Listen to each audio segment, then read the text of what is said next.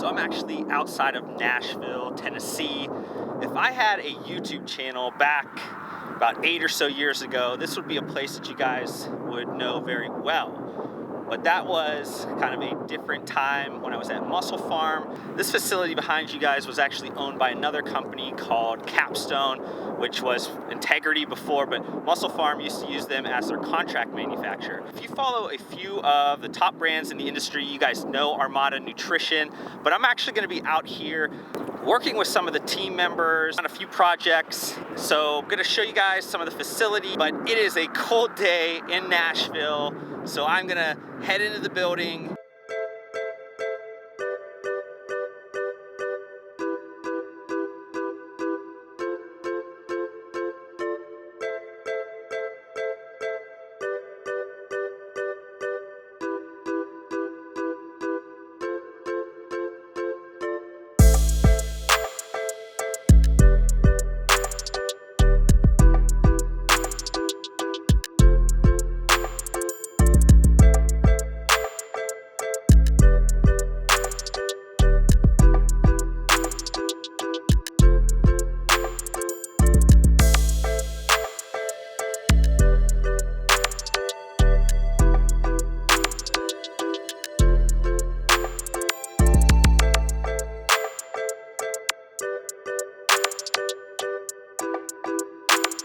It's an R&D lab where we do full product development.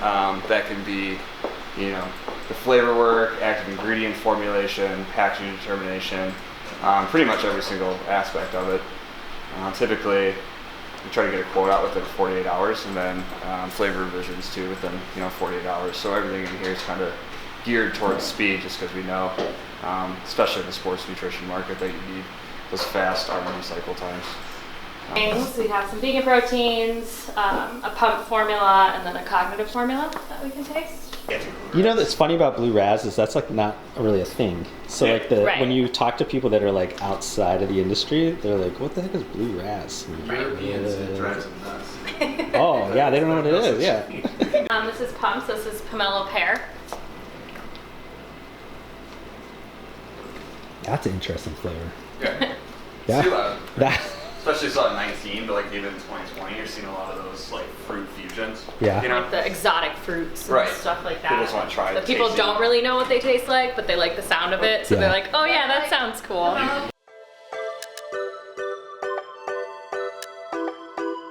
Eventually, somebody's going to ask the question, where does X ingredient, where did it come from? And if a brand can't answer that question, then they'll ask somebody else. And if that brand answers the question correctly, and then those people go to that brand for that business. So eventually it becomes like, you have to do it.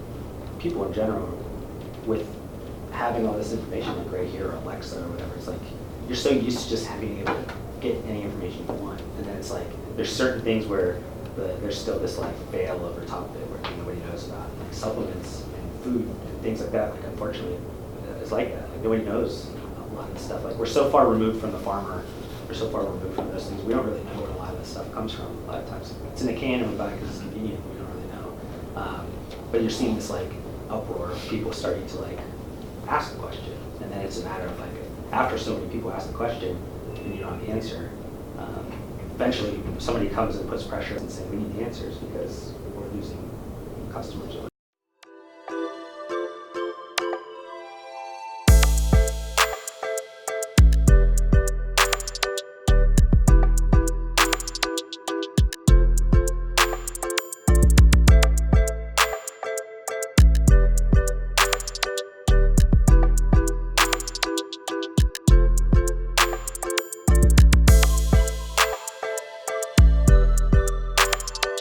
Are you seeing a lot of like creativity, like that people are asked, like brands wise? I mean, like are people getting past like the basics? I mean, like getting to like a little bit more, I don't want to say like creative, but like a little bit, like reaching a little bit farther, like trying to expand the palettes of like consumers? Is that responding? You're seeing like that starting to sell through?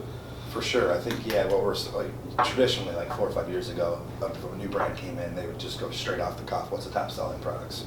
Fruit punch, blue raspberry, kind of your traditional. Now it's really bizarre as people come in with a brand that they're launching and not even go down the path of what's the best seller. They want to have something creative to offer versus doing the staple. So we're seeing a lot more like true to fruit flavors, things like peaches, mangoes, maybe a little less on the intensity from sweetness, trying to be more natural where they can be. Sweeteners is really one where it's still not there, but flavors specifically, colors, and even in some regards trying to make some of the ingredients vegan friendly where, so that's a big trend we're seeing. Do you think, like, I mean, with GNC and Vitamin Shoppe and all those guys like being the gatekeepers and saying like, you gotta have grape, you gotta have fruit punch, because those were obviously their top sellers. Like now that people are selling a lot with like direct to consumer or Amazon, like now they get to dictate like what they want, That's a really over important. just like what the gatekeeper said. Yeah, exactly. That's actually, I kind of never really thought about it in that way, but I think that's part of it is now brands when they're starting, a big part of their business plan is direct to consumer, and they almost need a hook versus just the staple. So yeah, they can be a little more creative and they're not being told what to do per se. Yeah, I think it's interesting because I think like that's like a dynamic that people aren't really like considering, because it used to always be like if you wanted it in Vitamin Shoppe, they were like, yo, we need watermelon and we need grape. Yeah. Or we need, we need fruit punch, and that's what everybody had. It was like the 12 brands did the same flavor sets. Where now it's like when you have the time to do the storytelling on your website or on Amazon or on social media, all of a sudden you can create grapefruit or you can create something like that, and people can get why you're doing it because there's some story behind it. Yeah, you're 100% right. I think like even taking it to a different level, I think the energy drink sector has really changed it too, because you've seen what obviously Monster did 5-6 years ago. They didn't even really base it on a flavor. So I mean, they didn't like come out with like berry. They came out with the creative white can, nobody knew what the flavor was. So it allows people now to be more creative, and I think they're following suit in sports nutrition too. The proteins, have you seen like similar kind of evolution on those? Yeah, I think kind of back to what you even said too, is I think people are allowed to be a little more creative. And even at the retail level now too, it's not the typical, if you came out with a protein line, it was chocolate, vanilla, strawberry, maybe banana, especially specifically like in Europe. Now it's like there's variations. Chocolate, it's chocolate fudge, it's chocolate brownie. You have more chocolate than you know what to do with. But then you've seen a big play in the breakfast space. Everybody has been trying, whether it be cereal flavors or some sort of breakfast, is try to like almost instead of going dessert, go breakfast based, which has been interesting. What about like the transition over to like vegan and collagen? I mean, collagen I think is different because you're seeing like fruit flavors, you're seeing, that's kind of a different profile, but like what about the vegan? Like are you seeing similar kind of transition? Like, because before that was always just, you offered chocolate and you offered vanilla, like on the vegan side, and that was like an afterthought. Now it's like you're starting to see some innovation on the flavor side. Yeah, it's actually getting exciting. The flavor systems are becoming a lot better, and I think it's two things that are really playing into it. The actual raw material is a lot better now to work with, and then people are starting to figure out the gum systems to make them, feel a little better, more natural, more like what you'd be used to in dairy versus kind of gritty. But the same play, it has a different mouthfeel to it, which can be good. So you're seeing a lot of vegan flavors even go more food-based because they're a little bit thicker. And it kind of emulates more of a food than maybe a dairy where it's very liquid. So it's been interesting. It's definitely evolved a lot in the last year. What about like, I guess the second biggest category in our space, sports space, is like pre-workouts. Like, used to be, I mean, I still, arguably, there's still a very big subsection of customers that are like, stim, let's create crack, let's do whatever. And obviously that is a lot of times issues with like compliance and the size of like your guys' business. Like you guys can't run. Like there's too much liability to run those kind of like crazy things. Like, are you seeing though some of the trends change? Like on my side, I'm seeing a lot with like some of the nootropics and like cognitive, like more like brain functionality of like productivity and trying to create products that are kind of outside of even like the gym, like thinking about like just you and I taking it to like at 9 o'clock in the morning to like optimize our day over making sure we just only take a pre-workout. Yeah, you're exactly. It's been kind of fun. I think the last year and a half has finally, pre-workout market's changed. I think 3 years ago everyone came in with, let's see how much caffeine we can get in there and get people to feel really good. And then there was a lot of crash effect. You can only take it one time a day. I think now what we're seeing is people are actually making really good formulas and trying to use synergies of other ingredients, whether it be cognitive, mood enhancement, using theanine when based, cognizant's been a big ingredient, but things to really kind of keep up the mood. And then also even non-stim. I mean, we're starting to see this whole sector where previously it was called like a pump product. It's kind of evolved to where it's almost becoming like a non-stim pre-workout, but people are even adding to that and adding cognitive. So it's something you can take on, sip on all day, and there's zero caffeine. Or if you're someone who trains in the evening, still get all the good things of a pre-workout without the stimulation, but you're getting a nice effect from the cognitive side. So it's been fun. It's definitely the pre-workouts have finally started to change, and there's some more thought to it. Yeah, because it's, that category is went through probably most evolution. Like it seems like every 3 or so years, like it starts to change. Like it used to be total stimulants only, and then you had like more of the packed profile. Then you're having hybrids. Now you're seeing more back to like packed profiles. Like it seems like, and I think that probably goes along also with like just the transparency of labels, and like you can't really hide behind microdosing or whatever it used to be back in the day. Yeah, right. Right, yeah, so it kind of went from prop blends to then fully disclosed 25 to 30 gram pre-workouts, which were good in some levels because they had a lot of ingredients, but like, I mean, when you cram in 30 grams in a pre-workout, it's not necessarily easy in everyone's stomach, a lot of GI distress. And then now I think you're starting to see the hybrid where we're getting the right dosages, getting what we need, but not trying to go over the top to prove a point. And people are really working on synergies of ingredients, which is cool. So there's a lot more thought, and I think there's a lot more to come. I think the cognitive side's just started. Yeah, we got like Expo West and the Arnold coming around the corner, mashed up in the same week. Unfortunately, I know I'm doing the red eye thing. I don't know if are you doing both, or are you I haven't decided yet. Yeah, I'm gonna end up doing both, which is like whoever is planning those days, please don't do that again. That was terrible. Don't do that. But going from, as long as you're going from Columbus to Anaheim, you're doing the right direction. Unfortunately, I'm going to Anaheim to. So that's going to be miserable. But are you, like, from both those shows coming up, any like predictions on like things trends wise? I mean, I know Expo West, a lot of food and beverage and things like that, so that's probably a little bit outside of just like the sports space. But obviously, there's ingredient and there's that side of it. Like, is there anything you're kind of peeking and thinking that's going to happen, or trend wise? It's that to us, Nat Expo is probably one of the biggest indicators of what's coming. You have to filter through a lot of things that aren't going to make it, obviously, too. But I mean, no doubt the vegan craze started there, right, 7-8 years ago, or maybe even longer ago. And then the last couple of years have been very CBD heavy. Yeah. I think this year will be an extension, I think, of CBD. I think there's no doubt that'll be the number one thing. But I do think you're seeing now a lot of people putting effort into cognitive and anti-aging. So I think like they'll be overshadowed again by CBD, but I think once you get past CBD, I think cognitive is where everyone's going to be at. And I think you're going to see the energy drink market really start to have like a second category where it's less stim-based and it's more mood enhancement. Almost like, everyone's looking for the next Adderall for adults, right? Yeah. How do you make it through 9 to 5 at a high level without taking Adderall? It's a good question. I think that's it. And then going to the Arnold, you probably know better than I think it's hard to go there and separate yourself at this point if you come up with you have a pre-workout and a protein. I would assume people are still going in, trying to go into that functional food play. Like whether we've seen some people come out with ice creams, I think, different types of bars, nut butters. I think the sports brands now are just trying to reach to kind of get more into functional food to diversify from just powders, but I could be wrong.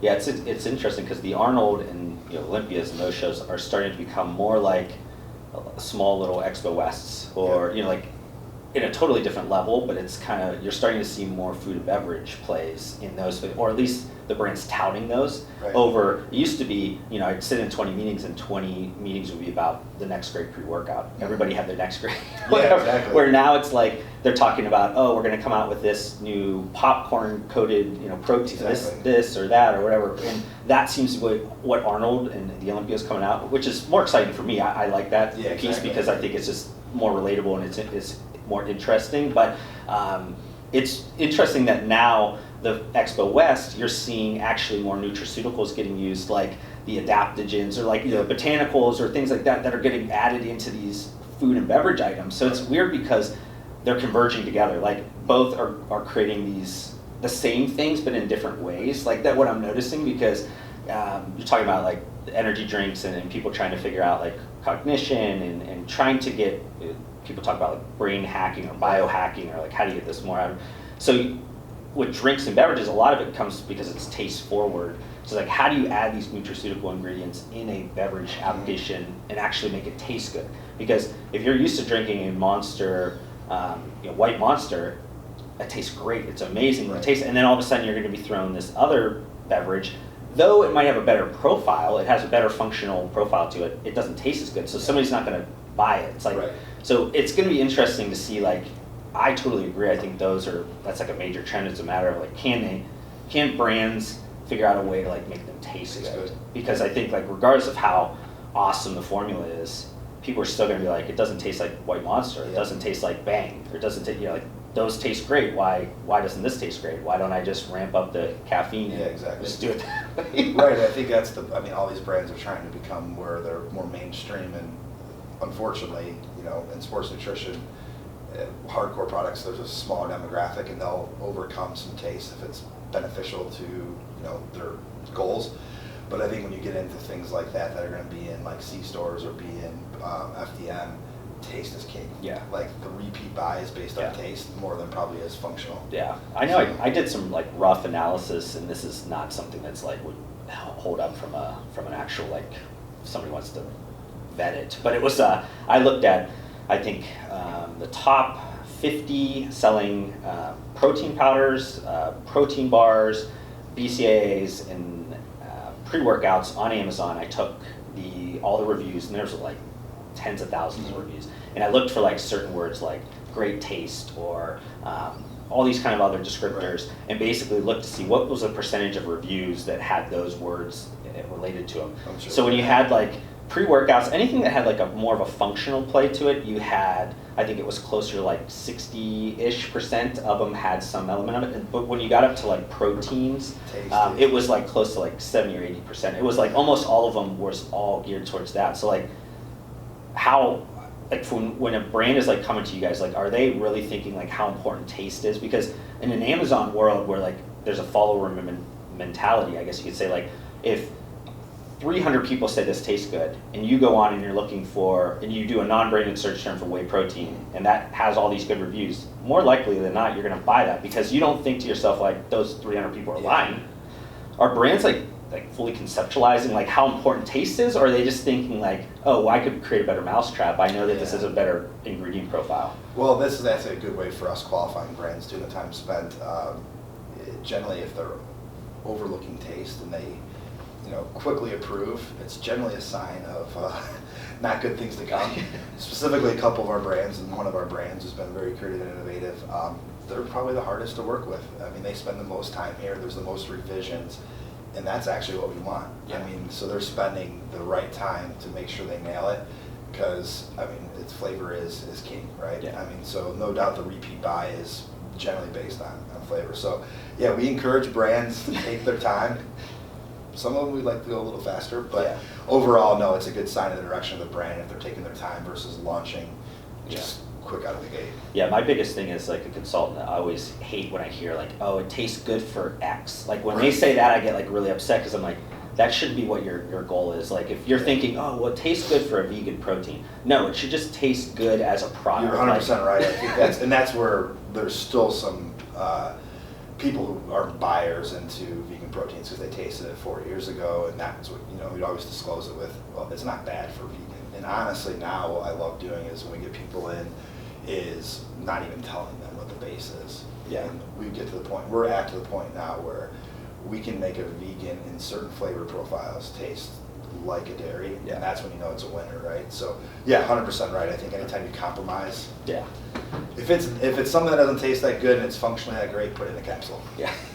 So yeah, I think it's tough for a lot of, I think, science-minded people in the space to really wrap their head around like how important something like taste is, like because it's very like arbitrary, and people go, well, the profile should stick for itself, and this is everything is dosed correctly, and everything is optimized for this, for synergistic effects. It's like that's all great, but unfortunately consumers still buy based around like taste. Yeah, exactly. No, it's, you know what I mean? Like I don't care what, like and that's why I did a lot of that kind of analysis. I know there's another, I think Lumina, they're like another kind of consulting firm. They do a lot around the reviews, and that's kind of where I got the idea of like looking at that. And they've proven it as well, like where, especially now with Amazon and you have the reviews, it was a little bit different, I think, 10 or so years ago. Like if your buddy that's a big guy at the gym says, hey, I'm using this, you use that. Like who cares if it tastes bad? Right. He goes, oh, it tastes like shit, but it works. You just take it.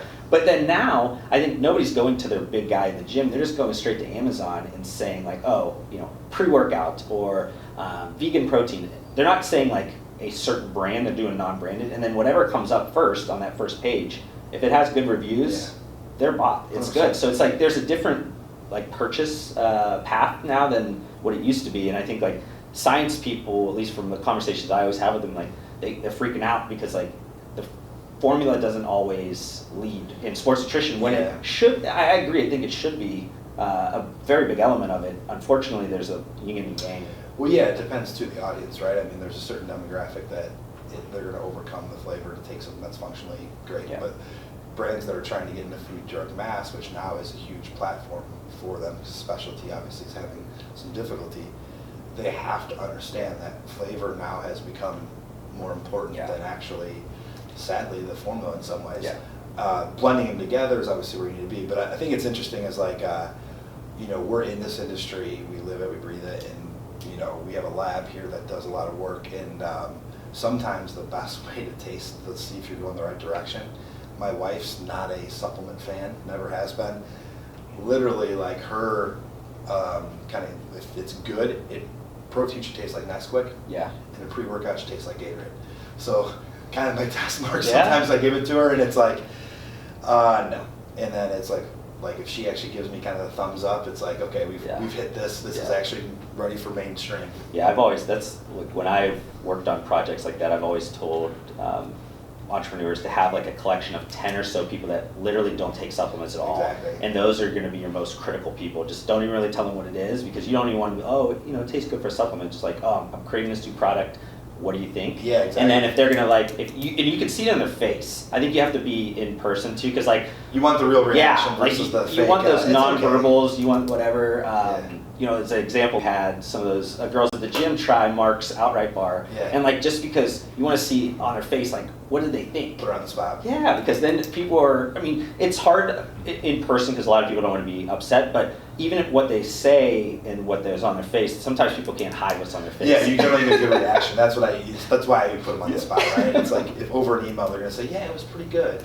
As they spit it out. But, no, I think the other thing too is like in vegan, what we've really done too is like giving it to someone who takes vegan protein is like the absolute wrong way to go. We had some brands who are like, oh, we're gonna send it to our vegan ambassador. No, don't send it to the vegan ambassadors.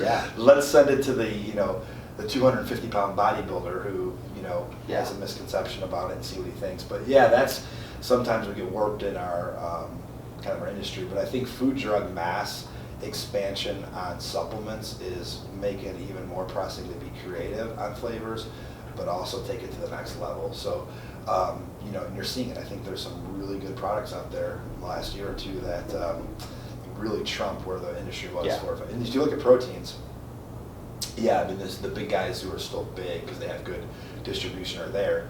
But if you look at where the ratings are in some of these review sites, the old school power sellers of protein are not on there. Why? Because they're not probably changing their flavor systems. The new guys are coming in and really changing the game. So it's an exciting time, definitely. Yeah, because I think you have this kind of decision where brands have to be really good at everything because there's so many substitutes. Like, 10 years ago, if there was 100 pre-workouts, that was a lot. Now there's 10,000 pre-workouts, and people forget, like, regardless if there's some differences in the formula or the differences in the flavor, all of them are pretty close substitutes of each other in general. So if one brand is doing really good at flavors and formula, and then you're only doing good on formula, odds are the consumer is eventually going to shift to one that's giving them everything, not just what you're giving them half there, because they have the option. It's not, they don't have just a choice of the 3 or 4 things that are on GNC shelves. They have, Amazon has 10,000 options, or any direct-to-consumer site they could go to, or whatever it is. It's like, the market is so unique now. Yeah, exactly. I think, and it's like, brands have to really like be on their top game to compete. If not, they're really just kind of stuck in the mud. Like, I don't think they're ever, like, unless they're really clicking on all cylinders, there's competitors that are, and they're just leaving them in the dust. Yep. No, you're exactly right. It's even funny. This is a very simplistic way of looking at it, but you know, we're roughly the same age. So when we were taking supplements in high school or college, I mean, it literally was put it in as little water as possible And take it like down, a shot. yeah. And now I look at myself, I'm putting it in 20 ounces of water and sipping on it. Yeah. I mean, that seems very simplistic way of looking at it, but that is now how people drink. Yeah. A lot of their pre-workouts or their supplements is, you know, they're putting in a high amount of water because they actually enjoy taking it. Yeah. I mean, there's people here that we almost need to get them off the stuff because they're just sipping on it all day.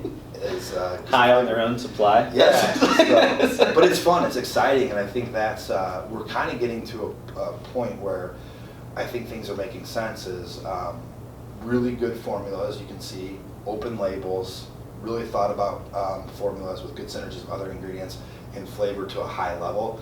So I think that it's, you know, it's in about as good a spot it's been in a long time. Yeah, I think the industry's, I mean, regardless of the negative press or whatever people kind of want to circulate, I think the industry is far and away better than where it was even a year ago. Yeah, you know, keeps in getting years, better. like, it's just continuously getting better. I think there's more good actors and more people doing the right things, better business people getting into the industry that's just helping elevate everything. There's going to be bad actors all the time, but I think that more of the good people's voices are getting louder and they're drowning out a lot of those negative voices. At least that's what I see. 100%, and I think it helps too is just with, I mean, the amount of information that people can get on the products now. People are doing more research than ever on the product before they buy it, whereas before they're going into, and I'm not picking on retailers, but kind of thrown in a category, didn't really do much research, take it and see where it goes.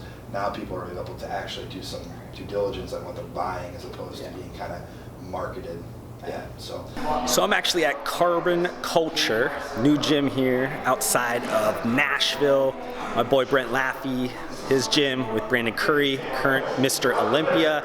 They're opening this gym here. I think it's opening maybe in a week or two, but I'm getting kind of a sneak peek. So hopefully Mark Lobliner does not kill me during this workout. He's doing some leg workout with me.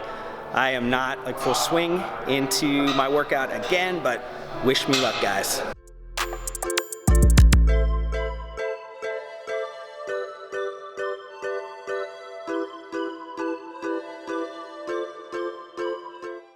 Mark, on a scale of 1 to 10, how did I do today since I'm not a 17. fitness influencer? Easiest is 17. I think you might have to do more influencing. To try to turn around, look back at it. You gotta bite the lower lip.